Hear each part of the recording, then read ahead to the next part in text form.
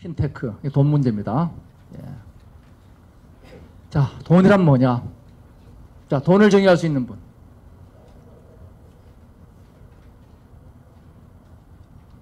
돈 생각보다 정의 어렵지 않아요. 쉽지 않습니다, 돈. 자, 화폐란 결국 보면은 실러가 있는 숫자의 교환입니다. 바로 이렇게 놓고 보면은 돈은 스마트폰하고 거의 일치에 들어가게 됩니다. 금융이란 뭐냐? 과거에는 우리가 돈 빌려주는 사람하고 돈 필요한 사람하고 만나기도 어렵고 만나다 치더라도 금액이 안 맞아. 소위 규모의 미스매치. 그 다음에 기간이 안 맞아. 기간의 미스매치. 그 다음에 가치 미스매치. 이런 것들 때문에 중간에 금융업이 생겼죠. 근데 얘들이 함부로 못하게 정부가 규제를 했습니다. 이게 필요한 겁니다. 지금까지 금융의 규제는 이랬죠. 그래서 금융은 가치와 보안과 연결, 이 세 개의 요소로 구성되어 있다. 그러면은 우리가 필요한 건 뭐냐? 빅데이터와 보안과 연결 플랫폼이 바로 우리가 새로운 금융의 그림이라는 거죠. 여기에 정부가 당연히 새로운 형태의 규제를 해야 됩니다. 이것이 새로운 핀텍의 국가 전략이 돼야 되는 거죠. 우리가 놓고 보면은 가치는 어디서 만들어지느냐? 우리가 가치는 빅데이터 분석을 통해서 만들어집니다. 저 사람이 지금까지 신용이 어땠느냐? 그거는 과거에 빅데이터 분석해보면 나오죠. 이 회사의 미래 투자 가치는 어떠냐? 그런 업종과 이런 패턴을 분석해보면 미래 가치가 나오겠죠. 이것이 가치는 모바일 빅데이터 분석입니다. 보안은 뭐냐? 모바일 인증 기술인 거죠. 연결은 모바일 플랫폼입니다. 결국 이건 뭐냐? 모바일화입니다. 금융의 모바일화가 핀텍이다. 이렇게 우리가 정의를 하고 갈 수 있죠. 여긴 두 가지 요소가 있습니다. 두 거래 상대방 더블 사이드에 대해서 실시간 저비용의 보안 연결이 돼야 됩니다. 보안 연결이 돼야 되고, 그 다음에 이 양자에 대해서 가치 분석이 돼야 돼요. 얘는 어떤 애고 얘는 어떤 애인가. 여기에 바로 빅데이터를 통한 수요자 공급자의 가치 분석. 이 두 가지가 핀텍의 양대 플랫폼입니다. 이래서 이제 핀텍은 기존의 그 롱테일 쪽이 먼저 핀텍으로 가죠. 그래서 80대 20의 파레토 영역은 과거 반스 앤 노블이 했듯이 여기가 이제 아마존이 했듯이 여기가 주로 새로 들어가는 핀텍 기업의 영역이 되겠죠. 그럼 뭐가 달라지느냐? 과거에는 안전하고 편리한 금융은 없어요. 안전하고 불편하거나. 그래서 집을 사고 팔 때는 우리가 공인인증서 주고받죠. 그 다음에 편리하고 위험하거나 우리가 편의점 가가지고 그냥 카드 쓰고 사인도 안 하고 오고 그럽니다. 이게 기존 금융의 영역이었습니다. 그래서 이 영역 안에서 놀았는데 지금 핀텍이 뭘 바꾸느냐 하면 안전하고 편리한 새로운 금융을 만들어내고 있는 거죠. 한국은 이제 바뀌었지만은 지금까지는 바로 공인인증서로 대표되고 있는 불편하고 위험한 금융이었습니다. 핀텍은 보안 연결 플랫폼과 빅데이터 플랫폼입니다. 이렇게 이해를 하고 가시라 이거예요. 자, 그럼 핀텍의 지금 시장 현황은 어떠냐? 핀텍을 바라봤을 때 지금까지는 어디가 제일 먼저 우선이었느냐? 지급결제가 우선이었습니다. 2008년도 지급결제가 70%였어요. 근데 앞으로 어떻게 될 거냐? 지급결제는 뒤로 밀려나가게 됩니다. 그래서 핀텍이 계속적으로 새롭게 증가하는 게 가장 간단한 지급결제에서 투자 분석을 하는 쪽으로 점점 이동해 나가게 되죠. 이래서 이제 미국, 영국, 중국에 가까이 보면 미국이 세계 최대 핀텍 기술 국가고 영국은 정부가 적극 지원을 하고 중국은 뭐냐면 정부가 아예 이러한 산업을 이끌어가고 있습니다. 그래서 알리바바, 텐센트 같은 IT 기업들이 핀텍을 이끌어가죠. 한국은 우간다하고 지금 비슷한 수준이죠. 예. 자, 이 핀텍 부진의 이유가 우리 기업 때문인가? 실제로 보면은 페이먼트라든지 우리가 핀텍 금융, 온라인 은행을 보면은 전 세계적으로 한국이 가장 먼저 시작한 국가입니다. 실제로 우리가 전자로 돈을 주고 받고 하는 것도 세계에서 가장 먼저 시작했죠. 바로 우리 금융 규제 문제죠. 그러면 한국이 앞으로 이제 이 핀텍 산업을 어떻게 가야 될 것이냐? 전 세계 핀텍 산업을 한번 들여다보면은 실리콘밸리만 지금 3,000개가 넘으니까 요 핀텍이 이렇게 발전합니다. 결제, 가장 간단한 결제에서 송금을 거쳐서 환전, 요까지가 쉬운 분야입니다. 왜냐하면 이건 빅데이터 분석 안 해도 돼요. 그냥 현금 박치기하고 주고받고 이것만 하면 됩니다. 그 다음 융자를 하려면 너 옛날에 어쨌냐 하는 걸 봐야 돼요. 보험을 하려면 좀 더 많이 봐야 되죠. 증권은 미래를 봐야 됩니다. 투자는 이제 더 어렵게 봐야 되는 거죠. 예. 그 다음에 기분압세는 뭐 이건 당연한 거고, 이러한 분야에 걸쳐가지고 수많은 핀텍 기술들이 그 결합돼 들어가는 게 핀텍입니다. 그래서 핀텍이 단순히 결제만 하는 건 아니다. 결제를 보면은 우리가 흔히 신용카드가 핀텍에서 굉장히 중요한 역할을 한다고 그러는데, 신용카드 기반의 핀텍의 시대는 이제 저물고 있습니다. 이제는 전자지갑과 가상화폐기가 넘어가는데 요거는 아직까지 퀘스천이에요. 그래서 이제는 이쪽으로 넘어가고 있습니다. 우리 뭐 국내외 현황이 되죠. 전 세계적으로 많은 핀텍 회사들이 있고, 또 해외도 핀텍 기업도 유명한 회사들이 많이 있습니다.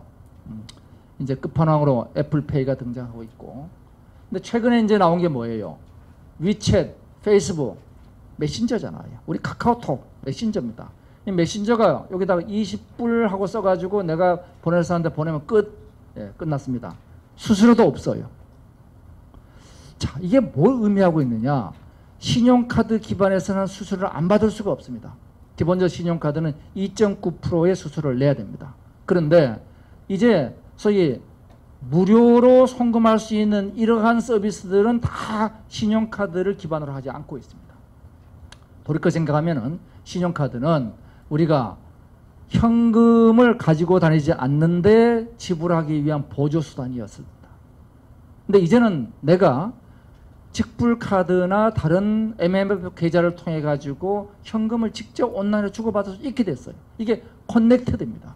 따라서 페이먼트에서 메신저가 무료 페이먼트를 시작했다는 건 뭘 뜻하고 있느냐? 이제는 이 핀텍이 거대한 변화, 신용카드의 붕괴를 얘기하고 있습니다. 자, 한국에서도 이제 알리페이가 뭐 이렇게 뭐 하고 있죠. 가만. 국내에서도 지금 삼성이 루프페이를 인수했습니다. 여기 뭐 와 계십니다만은, 예, 요 오래 가는 거 아니죠. 왜냐하면 신용카드 자체가 오래 가는 게 아니기 때문에. 그리고 마그네틱 스트라이프는 더 오래 안 가죠.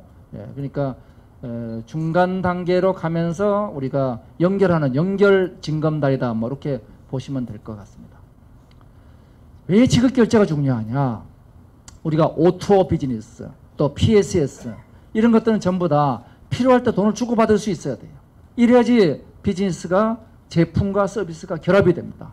그래서 PSS의 시대에서는 지급 결제가 실시간 결제로 이루어집니다.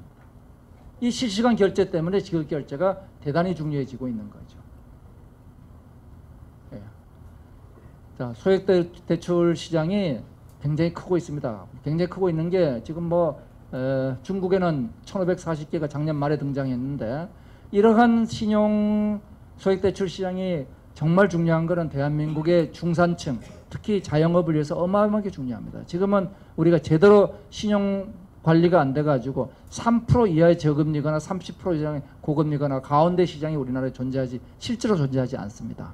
이 존재하지 않는 이유가 뭐냐? 바로 신용 분석이 안 된 결과이죠. 그럼 우리는 어떻게 되느냐? 여기를 신용 분석을 하면 됩니다. 신용 분석을 해가지고 이렇게 세분화시키면 돼요. 그러면은 여기에 새로운 시장들이 만들어지게 되죠.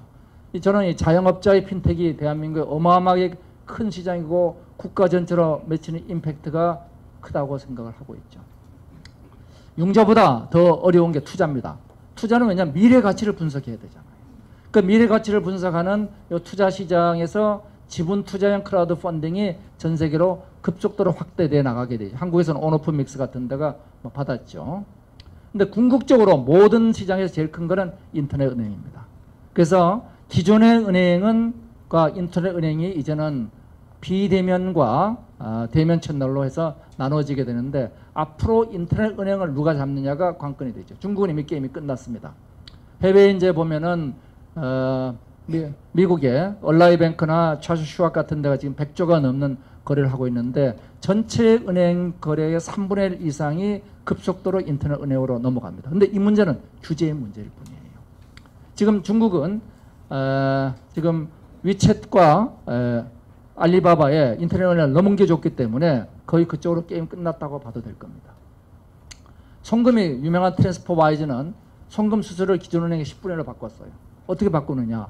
많은 송금을 영국하고 미국 사이에 송금하는 사람들이 있으면 그중 일부는 서로 짝짓해주면 돼. 얘 미국에서 영국 성공한 사람이 있고 영국에서 미국 성공한 사람 다 묶어보면 영국에서 영국, 미국에서 미국으로 연결해주면 됩니다. 이게 바로 환칙입니다. 한국에서는 불법이죠. 예. 가상 환전으로 환전 수수료가 발생하지 않고 있는 겁니다. 궁극적으로 앞으로 환전 사라집니다. 보험, 당연히 클레임 분석하고 가격 분석, 마케팅 분석 전부 다 이게 뭐냐면은 빅데이터 분석 영역이 되겠죠. 자산 관리 마찬가지입니다. 예. 그리고 사기 방지. 전체 우리의 빅데이터 투자를 놓고 보면은 핀텍 투자를 보면은 앞으로 10년 후에도 전체 투자의 20%에서 30% 사이는 이 프로드 디텍션 시스템, 사기 방지 시스템에 투자가 됩니다. 왜냐하면 이것이 뭐냐면 간편하게, 편리하게, 안전하게 이 문제를 풀어주는 답이 되기 때문이죠. 그래서 이 사기 방지 시스템 투자가 굉장히 큽니다. 실제로 이 사기 방지 투자 시스템 때문에 영국의 금융 IT 투자의 40%, 50%가 FDS에 투자되고 있어요. 한국은 얼마 투자는 거의 안 하고 있습니다. 왜냐? 안 해도 지금까지 괜찮았으니까. 지금 카드가 일부 하고 있고 은행 지금 PG사가 일부 하고 있죠. 지금 요 FDS 투자가 한국에서 당분간 엄청나게 늘어날 분야일 겁니다. 결국 이 빅데이터 문제입니다. 아까 본 것처럼 빅데이터가 발생하고 수집하고 저장되고 맞춤 예측하고 이게 뭐냐면 각각 개인의 과거 활동들 지금 은행이 갖고 있는 과거 금융거래밖에 안 가지고 있어요. 그런데 왜 알리바바가 이런 사업을 잘할 수 있느냐? 알리바바가 잘할 수 있는 이유가 그 사람들은 페이먼트 게이트 PG사를 쭉 하면서 알리페이에서 누가 돈 지불했고 누가 안 했고 누가 떼먹었고 누가 클레임 받았고 다 알아요. 그럼 그걸 가지고 하니까 기존 금융회사보다 실시간으로 대출을 하면서 디폴트 레이트가 절반밖에 안 됩니다. 이런 게 전부 다 빅데이터 분석이죠. 이 데이터를 어디서 수집해요? 각종 활동에서 수집하죠. 그래서 그걸 지능 알고리즘 가지고 분석해서 맞춤 평가를 하는 거죠. 여기 이제 우리가 플랫폼 기업들이 역할을 하게 됩니다. 구글이 들어서고 카드사가 들어서고 심지어 스타벅스 들어서고 이런 일들을 하게 되죠. 바로 알리바바 에코시스템이 알리바바가 한국보다 늦게 알리페이를 시작했죠. 우리가 훨씬 먼저 시작했습니다. 우리는 정부 규제 때문에 못했지만은. 그래서 이걸 가지고 대출, 알리바바 파이낸셜을 만들었는데 이 빅데이터가 있으니까 대출의 디폴트를 줄일 수 있는 거죠. 그 다음에 위어바오, MMF 투자를 만들죠. 왜냐하면은 이 은행 계좌 없이 자기들이 현금을 가지고 투자를 하니까 그 남아있는 돈을 MMF 구자에 놓고 투자 수익을 더 주게 됩니다. 그래서 보험, 은행 다 이제 넘어가는 거죠. 앞으로 어떻게 진행할 것이냐. 가장 처음에는 연결과 빅데이터 플랫폼 중에서 연결 플랫폼이 쉬우니까 먼저 이것부터 발달한 거죠. 그래서 우리는 지금까지 결제 송금부터 시작한 겁니다. 전 세계적으로. 이제 이거는 게임 끝났어요. 게임 끝났고 이제 어디로 가고 있느냐. 소액 자산 관리로 들어갑니다. 이 분야가 지금 핫한 영역이죠. 여기가. 빅데이터를 이용한 소액 결제, 소액 부분들. 여기는 굉장히 정치적인 영역입니다. 그래서 이노베이션이 핀텍에서 파이낸싱이 테크놀로지로 오는 게 점진적 혁신이고 테크놀로지가 파이낸싱을 바꾸는 게 Y적 혁신입니다. 중국은 이렇게 들어갔어요. 근데 한국은 이게 어떻게 될지 지금 모르는 거죠. 자, 제가 5시 반에 끝난다는 한 2분 정도 더 걸리겠네요. 자, 문제는 기술이 아니라 규제입니다. 지금 대한민국에 보면 이 많은 규제들이 있어요. 이게 다 핀텍 관련 규제들입니다. 다시 정리해보면 이렇게 많습니다. B2B 랜딩에서 이렇게 페이먼트, 이 많은 규제들이 있습니다. 이거는 이제 금융위원회가 획기적으로 패러다임을 바꿔서 이제는 사전 규제를 줄이겠다. 그리고 사후 책임을 명확히 하겠다. 오프라인 위주의 금융제도를 개편하겠다. 핀텍 산업을 지원하겠다. 이건 굉장히 우리 금융당국의 발상 전환입니다. 제가 코페르니쿠스적 전환이라고 얘기를 했어요. 근데 문제는 뭐냐면 이게 쉽지 않습니다. 모든 문제가 여러 법안에 걸쳐 있어요. 복잡합니다. 그 다음에 전방위성. 정부 규제 없어놓으면 민민규제 생기고 그 다음 민민규제 없으면 개별기관이 규제합니다. 보수성. 이 세 가지 문제를 우리가 어떻게 풀어나갈 것이냐 해서 이 복잡성 문제는 특별법이 하나 필요하다는 거고 요거는 지속적 규제 표준화가 필요하고 전체적으로 놓고 보면은 법을 풀면 협회가 규제하고 협회가 풀면 금융기관이 규제해요. 그래서 늘 보면은 악마는 디테일에 있다. 제가 그렇게 얘기를 하죠. 기본 개념이 뭐냐. 전자금융에 대한 전 세계 표준 협약이 바젤 협약입니다. 바젤 협약에서는 사전 규제를 하지 말라고 돼 있어요. 그래서 사후 책임을 물어라. 사전 규제는 하지 말고 이거를 기술의 중립성이라고 얘기합니다. 그래서 이 원칙이 지금까지는 한국에 지켜지지 않고 있었습니다. 이거를 이제 지켜야 된다. 그래서 두 번째는 작을 때도 우리는 문제가 없도록 미리미리 규제합니다. 미리미리 규제하지 말고 영국은 300만 파운드, 미국은 300만 불 이하는 규제하지 않아요. 작을 때는 내버려 둡니다. 그리고 커지면 그때 적정한 규제를 하죠. 작을 때부터 모든 문제를 미리 예측해서 규제하면은 새로운 게 나오기가 어렵죠. 혁신의 씨앗이 안 뿌려지죠. 그다음 세 번째가 정보 개방과 정보 보호인데 정보 개방과 정보 보호의 균형이 중요합니다. 어느 한쪽만 강조하면 이게 안 되는 거죠. 그래서 빅데이터와 개인정보는 본인 동의하에서 개방하는 걸로 해줘야 되죠. 그래서 이 규제 계획의 개요가 뭐 이렇게 정리된 요거는 자료로 보시면 될 것 같고 주체별로는 마지막 슬라이드가 되겠습니다. 정부가 해야 될 일, 기업이 해야 될 일, 기관이 해야 될 일. 이 세 가지로 정리하고 오늘 장장 긴 시간 얘기 여기서 마치겠습니다. 예, 감사합니다.